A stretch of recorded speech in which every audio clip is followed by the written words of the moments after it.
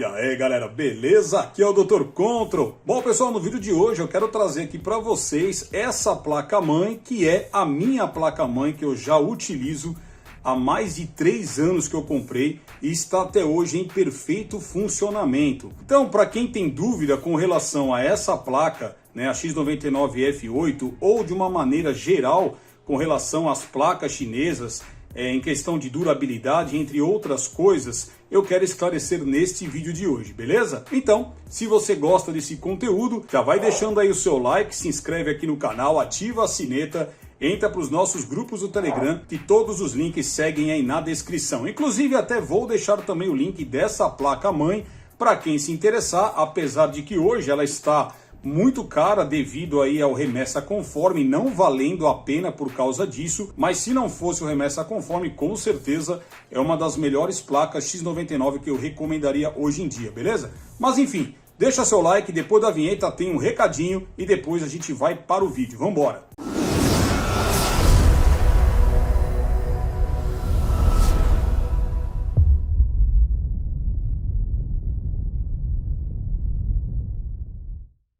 Bom pessoal, antes da gente iniciar o vídeo, eu quero aqui trazer para você que está buscando aí, procurando na internet uma chave de ativação do seu sistema operacional, ou que você esteja precisando de uma chave de ativação para o seu pacote Office. Quero mostrar aqui para vocês a CaseFan, que é uma empresa na qual dispõe de várias chaves de ativação, né, de software, de vários programas, como o Windows 10, o pacote Office, e aqui é o lugar certo onde você vai encontrar por preços incríveis. Aqui, galera, tem uma promoção de Black Friday que eu vou deixar os links aí na descrição para quem quiser ter o seu Windows aí ativado de forma original, de forma legítima, e que você não tenha que ficar saindo aí pela internet buscando ativadores que podem prejudicar o seu computador, ok? Então, pessoal, estou aqui na página principal da CaseFan, né, na Black Friday, onde vocês, através de um cupom de desconto, vão conseguir ter a licença para o seu Windows ou para o seu pacote Office, ou entre outros programas que tem aqui na plataforma. Então, galera, por exemplo, ó, aqui nessa aba a gente tem, né, para quem procura aí o Office, tem desde o 2021, tem a versão um pouco mais antiga, que é a versão 2019, a versão 2016. Aqui para baixo a gente tem o sistema operacional, então você pode adquirir o Windows 10, o Windows 11, na versão Pro, versão Home, versão Enterprise, aquela que melhor se adequar para você, para o seu trabalho, para a sua casa, enfim, e com preços incríveis. E aqui mais abaixo você também vai encontrar alguns pacotes, ou seja, você já quer uma chave de licença para um computador, 2 ou mais, que tenha já uma ativação para o Windows 10 com o Office 2021, por exemplo, é aqui que você vai encontrar. Então, galera, para você poder usar o cupom de desconto é muito simples, eu vou mostrar aqui para vocês. Então, vamos supor que eu queira adquirir aqui a versão do Windows 11, por exemplo, essa daqui, ó, a versão Windows 11 Professional, chave para um PC. Então você vai clicar aqui, ó, onde está escrito Buy, que seria comprar. Você será redirecionado para essa página aqui e aqui você vai clicar em Add to Cart, ou seja, adicionar para o carrinho. Clicando aqui, ele vai te jogar para essa outra telinha, onde você vai clicar em View Cart. Vai te direcionar agora para essa página, que seria a página de checkout. E aqui, pessoal, olha que bacana, você tem como colocar um cupom de desconto. Então, no caso aqui, nós vamos colocar o JD50 e você vai aplicar o desconto. Então, veja, pessoal, que ao aplicar, automaticamente ele já vai reduzir aí o valor, onde você só vai pagar aqui, ó, 13,30 dólares, né? Se a gente converter isso daqui para o valor atual no dia de hoje, vai dar por volta aí de R$67, galera. Um preço bem baratinho para você ter aí a sua licença original, para você sair da pirataria, sair do Jack Sparrow, da craqueagem aí que pode danificar o seu computador. Então, pessoal, não perca tempo.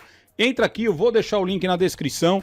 Casefan.com, você vai acessar, vai adquirir aí o seu Windows, seu Office, num preço bem bacana, colocando o cupom de desconto, beleza? Então, vamos pro vídeo. Bom, então vamos lá, galera. Essa placa-mãe aqui, né, a famosa X99F8, que ela é considerada aí uma das melhores placas X99.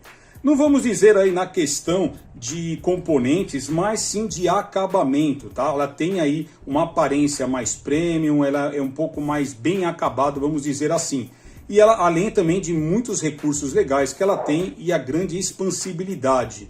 Começando pelo tamanho dela, pessoal, é uma placa-mãe que tem aí 300 mm por 244, então ela é uma placa ATX, ela tem um tamanho aí bem grande. Então, caso você queira comprar uma placa dessa, pense bem no gabinete no qual você vai acondicioná-la, porque ela exige aí um bom espaço dentro do gabinete. E essa placa, pessoal, né, para quem acompanha o canal, como eu disse, eu já tenho ela há 3 anos, vocês podem ver que ela está em perfeito estado, até porque eu sou um cara bem zeloso com as coisas. Inclusive tem vídeo dela aqui de unboxing aí há 3 anos atrás, né? E até hoje aí ela é a minha placa-mãe principal, na qual eu uso diariamente. Então, pessoal, vamos falar um pouquinho aí das características dela, né? Vamos dar uma analisada legal, que eu acho sim que é uma placa-mãe que merece um reconhecimento, né? E com relação à durabilidade, tá aqui a prova, porque já são mais de 3 anos que eu tenho utilizado ela, e tantas outras X99 e X79 que eu já trouxe aqui no canal, todas elas estão em perfeito funcionamento até hoje, né? Não só comigo, mas também com pessoas aí que eu acabei vendendo, montando PC Gamer, etc, tá bom? Bom, como ela já está nessa posição, vamos começar falando aqui da parte traseira dela. Aqui, pessoal, né, a gente pode ver que, é claro, ó, marcas de uso, a gente tem aqui alguns riscados, né, pessoal? Isso aqui não tem como. Mas assim, o que ela conta aqui atrás? Ela tem 2 conectores aí PS2, que hoje em dia isso não se usa mais para teclado e mouse. Ela tem um conjunto de 4 portas USB 2.0 e 4 portas USB 3.0. Tem também aqui a rede, que é uma rede gigabit. Aqui do lado direito a gente tem uma saída ótica de áudio e também aí, né, os conectores para você colocar microfone, caixa de som, entre outros. E ela é 7.1 canais. Além, pessoal, também desse espelho traseiro que é bem bacana. É um espelho plástico, toda essa carenagem aqui, ela é plástica, não é de metal, assim como outras placas que a gente conhece aí, né? Mas enfim, é já um acabamento bem bacana. E ela tem uma continuação, pessoal, aqui, ó, pro lado direito, onde esses LEDs aqui ficam acesos.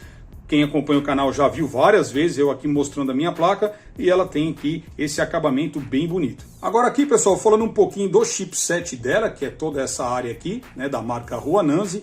Esse aqui é o verdadeiro chipset X99, que seria aí o C612, que foi lançado lá em 2014, trabalha com até 8 linhas PCI Express e suporta na questão de USB até 14 portas, sendo 6 portas USB 3.0 e 8 portas USB 2.0. Então essa é a capacidade de USBs que esse chipset aí comporta. Com relação às portas SATA, ele dá suporte até 10 portas SATA 3, né? Que teoricamente a gente tem aí até 600 megabytes por segundo de velocidade. Que seria aqui, né, pessoal, nessa lateral, ó, tá? Nessa placa-mãe aqui, ó, a gente consegue ver que ela tem 8 SATAs, todos eles aí 3.0, né? Então isso é bem bacana para quem quer fazer, né, realmente montar um servidor e não só para games, mas para você ter bastante expansibilidade na questão de armazenamento. Então você pode colocar muitos HDs e SSDs aqui nessas portas. Conta aqui também do lado com uma USB 3.0, né? Então essa aqui pode ver que fica na lateral e aqui os SATAs de 2 andares. Bom, agora aqui com relação ao processador, pessoal, ela tem aí um socket 2011 V3, né? A gente pode ver que ela tem um acabamento aqui todo em Rhodium, né? Que é o tipo de material aí dela, é bem bonito, é um cinza chumbo. Quando eu comprei essa placa, eu comprei com E5-2620 V3, né? Aí eu passei para outro processador que eu uso até hoje, que é esse cara aqui, ó, que é o E5-2666 V3 de 10 núcleos e 20 threads. E essa placa-mãe eu posso dizer para vocês que ela comporta praticamente aí todos os processadores da linha V3 e V4, pelo fato dela ter uma dissipação ativa no setor do VRM, que eu já vou falar já já. Ainda com relação aos processadores suportados, pessoal, por essa placa-mãe, ela tem uma vasta gama bem interessante. Então, além dos E5-26XX, né, V3 e V4, ela também suporta processadores aí 46XX, também V3 e V4, os E5-16XX, V3 e V4, e também alguns processadores aí i7 de 5ª e 6ª geração. Então, com relação a processadores, é muita coisa que essa placa consegue suportar. Com relação, pessoal, às memórias RAM, então aqui a gente pode ver que ela tem 4 slots desse lado e mais 4 desse. Existem outras duas irmãs dessa placa, sendo a primeira a TF, a placa-mãe X99TF é uma placa-mãe híbrida, que inclusive ela tem aqui suporte para memórias DDR3 de um lado e DDR4 do outro lado. É uma placa bem interessante, bem robusta, muito parecida com essa. E a outra irmã dessa daqui é aquela que é Full DDR3, que seria a X99T8. Tá? Então essa aqui é a F8, que ela é Full DDR4. As frequências que ela suporta é até 2400 MHz, então isso vai depender do processador. Então todo processador que você colocar aqui da linha V3, por exemplo, ele vai limitar as memórias a 2133 MHz e os processadores Xeon V4 vai limitar a 2400 MHz. Ah, mas e se eu comprar uma memória aí de 3200, 3600 MHz, vai funcionar? Não sei. Vai funcionar. Tanto memória de desktop ou memórias ECC. Porém, vai ficar limitado na frequência do processador e lembrando que você não pode misturar memórias ECC com memórias de desktop. Inclusive eu tenho um vídeo aqui no canal onde eu separei algumas memórias que eu indico de desktop para essas plataformas aqui X99, tá bom? E aqui, pessoal, agora com relação aos VRMs, a gente consegue ver que ela tem essas duas ventoinhas aqui, que isso ajuda bastante. Tá? Não que ela tenha, pessoal, né, como qualquer outra X99, os melhores componentes, os melhores indutores, capacitores nessa região, tá ok? Mas essa placa-mãe, pessoal, ela consegue suportar, como eu disse, praticamente todos os processadores da linha V3 e V4, pelo simples fato de ter essa dissipação aqui ativa. Essas ventoinhas ajudam bastante.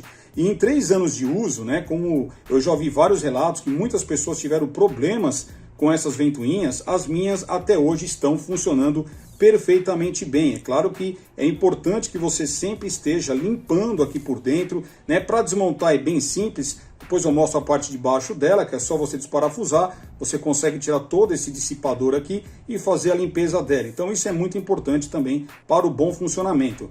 E para trocar também é bem simples, tá? E são duas ventoinhas que são ligadas através de um cabinho aí de 5 volts direto na placa-mãe. Ela possui aí 6 fases de alimentação, onde ela tem um PWM ISL 6376, que controla, né, até 6 fases de energia. Os MOSFETs seriam o 3NA7R2 e o 3NA7R4. E o driver Intersil 6208. E também conta aí com 10 capacitores de filtragem, né, aqui na parte de baixo para poder alimentar aqui o processador, nem fazer uma boa entrega energética aí. E aqui na direita a gente consegue enxergar mais algumas bobinas aqui, né, que são as outras fases aí responsáveis pela alimentação, todo o controle e gerenciamento das memórias. E mais 2 fases aqui embaixo. Então, com relação aí às fases, ela tem um bom número que já dá e sobra para o que ela dispõe para esse tipo de projeto. Bom, agora falando um pouquinho aí das conexões PCI Express e tudo mais, né? Então aqui a gente tem, ó, uma porta X1, para você poder conectar aí qualquer tipo de placa de expansão, uma placa de captura, uma placa de som, aquela que te atender melhor. Tem mais um X1 aqui abaixo. Aqui a gente tem uma com blindagem, que não é das melhores blindagens comparado a placas aí como Asus, MSI, Gigabyte, etc. Mas é uma blindagem honesta que já dá uma maior proteção aí para sua placa de vídeo. Então a gente tem essa aqui que é X16 3.0, essa outra de baixo aqui, ó, também é X16 3.0 e essa última também é X16 fisicamente, mas ela é uma X4. Aqui na parte superior ela tem aqui o M2 para você colocar o seu SSD NVMe. Esse daqui é 3.0 X4 e esse de baixo também é 3.0, porém X2. Então na hora de colocar o seu NVMe, prefira colocar na de cima, tá? Porque ele vai ter um maior desempenho devido à velocidade que é permitida através do slot M2 aqui de cima. Já o de baixo, pessoal, enquanto esse aqui chega lá mais ou menos a uns 3.000 megabytes por segundo, esse aqui vai limitar para 1.5 megabytes por segundo. Aqui embaixo a gente tem outro slotzinho, que é para você poder colocar um Wi-Fi, né, aquelas plaquinhas que a gente chama de NGFF, que seria a mesma coisa que um SATA praticamente, onde aqui você tira esse parafusinho e coloca aqui bonitamente o seu Wi-Fi. Eu não uso Wi-Fi nessa máquina, eu uso através de cabo, então nunca cheguei a testar esse slot, nem sei dizer se ele está funcionando. Aqui o local da bateria, que é a CR2032. Então vocês viram que nas conexões aqui, ó, de PCI Express é uma placa bem completa que permite que você trabalhe com duas placas de vídeo, se quiser, né, ativando aí o Crossfire ou o SLI, se bem que hoje em dia isso é muito pouco usado, né? Antigamente era bem mais, hoje em dia bem menos, mas enfim, tem suporte a isso também. Bom, agora falando um pouquinho, pessoal, da pinagem dela aqui na parte de baixo, então aqui a gente consegue ver todos os pinos para poder fazer a ligação do painel frontal lá do seu gabinete, ou seja, o Power SW, o HD LED, os Power LED e também os pinos do reset. Aqui, pessoal, essa placa-mãe, ela tem esses dois botõezinhos, que é bem bacana, né? Para quem trabalha em bancada, então um aqui é o Power e o outro o Reset. Então isso aqui é bem legal para quem trabalha com placas-mãe de bancada, que você não precisa ficar, né, chaveando aqui, dando curto para poder ligar a placa. Ela também conta aqui com esse debug display, inclusive eu tenho um vídeo aqui no canal onde eu mostro, através de uma lista que eu consegui lá dos chineses, né, com alguns números aí que indicam o problema da placa. Tá? Muita gente pensa que isso daqui só mostra código de erro, não é bem código de erro, para falar a verdade ele vai mostrar todo tipo de código. Se a placa ela tá ligando normalmente, aqui vai ficar um código, por exemplo, 73 ou AA. Então são códigos aí que tem a ver com que a placa esteja funcionando normalmente. Ah, se ela der FF, é problema geralmente na própria placa-mãe.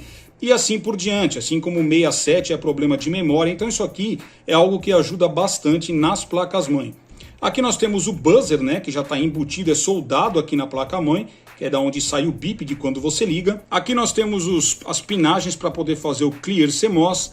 Aqui mais à esquerda a gente tem as portinhas aí USB 2.0. Aqui a gente tem uma portinha Sysfan, tá, para você colocar o seu cooler aí bonitamente. Esse daqui, pessoal, é um 4 pinos aqui RGB, 12 volts, mas eu nunca testei e pelo que eu vi não funcionam, tá? Então isso daqui eu nunca testei, mas eu acredito que também não deve funcionar porque essas placas X99 não dispõem desse recurso de RGB, tá? Então é necessário que você use aí uma controladora caso você queira, né, fazer o gerenciamento dos RGB ou ARGB da sua placa-mãe. E aqui para a esquerda também aí a gente tem o conector de áudio, né, para você conectar aquele cabo que vem lá do painel frontal do seu gabinete. Aqui, pessoal, ó, bem aqui, esse aqui é o Super I/O da placa, dá para ver ali, ó, que é da marca Novoton NCT6779D. Aqui nessa lateral a gente tem o conector aí de 24 pinos para alimentar a placa-mãe e aqui o de 8 pinos para CPU. É bem interessante a disposição, eu acho bem legal, bem mais interessante quando esse conector fica, né, na mesma linha aqui do 24 pinos, o que facilita aí na instalação do cabo que vem lá da sua fonte de alimentação, né? Então não fica aquele cabo por cima aqui da placa, como em alguns modelos, que ele fica mais ou menos nessa região, os 4 ou 8 pinos do CPU, e aí acaba atrapalhando, o cabo fica algo meio feio. Ainda mais se o gabinete não tiver nessa região aqui, ó, aqueles passadores. Então eu acho muito mais interessante, né, quando é aqui na mesma linha do 24 pinos. Aqui desse lado ainda a gente consegue ver que ela tem mais um Sysfan. Na verdade, pessoal, essa placa toda tem 3 Sysfan. Então ela tem esse daqui, tem aquele lá embaixo que eu mostrei e tem esse aqui também, ó, tá? Que fica mais ou menos no meio da placa, em cima do chipset. E aqui é onde você liga o CPU Fan. Tá? Então você tem 3 Sysfan e um CPU Fan. Aí um detalhe, pessoal, que eu acabei esquecendo de falar das memórias, né? A quantidade que essa placa-mãe suporta é até 256 GB de memória, é muita coisa. Tá? Então você pode colocar em cada slot aqui, ó, pentes de 32 e ela é Quad Channel. Então para você poder ativar o Quad Channel, né, se você começar lá da esquerda para a direita, ó, você vai colocar aqui nesse primeiro e no terceiro. Aqui você já ativa o Dual Channel e se você colocar mais 2 pentes de memória, aí você pula para cá e coloca aqui no segundo e no quarto. Tá? Aí você vai ativar o Quad Channel nessa placa, o que é muito bom, né, que você aí possibilita usar o processamento aqui em sua totalidade, uma maneira muito mais rápida, muito mais eficaz. E claro que você vai conseguir um melhor desempenho caso você faça, né, um Lock Turbo Boost. Eu tenho vídeo aqui no canal também ensinando isso, é bem interessante, tá? Se você fizer certinho não dá problema, sempre importante primeiro salvar o BIOS da placa-mãe, mas aí você consegue ativar todos os núcleos que eles trabalhem no máximo de clock que eles possuem.